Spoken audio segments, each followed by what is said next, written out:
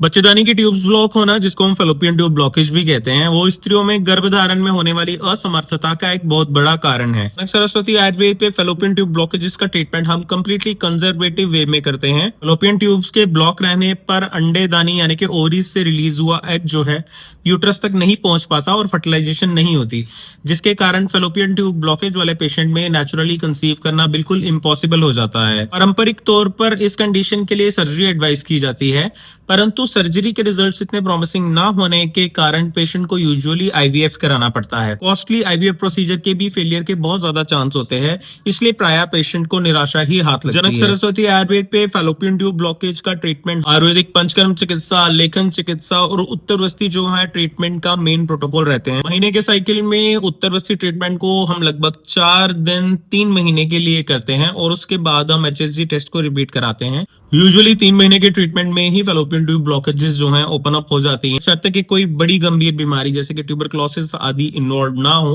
तो कोर्स शायद थोड़ा लंबा भी हो सकता है। उत्तरवस्ती चिकित्सा से अन्य यूटेराइन कॉजेज जैसे कि इम्प्लांटेशन डिसऑर्डर्स, एंडोमेट्रियोसिस आदि में भी पेशेंट को आराम मिलता है। फेलोपियन ट्यूब ब्लॉकेजेस के अनेक पेशेंट हमने इसी प्रोटोकॉल पे ट्रीट किए हैं। अनेक दंपति हैं जिनको संतान सुख की प्राप्ति हुई है। दैट्स व्हाई आपको किसी भी सर्जिकल प्रोसीजर पे जाने से पहले अपने आयुर्वेद चिकित्सक को संपर्क करके उत्तरवस्ती के बारे में पूछना चाहिए।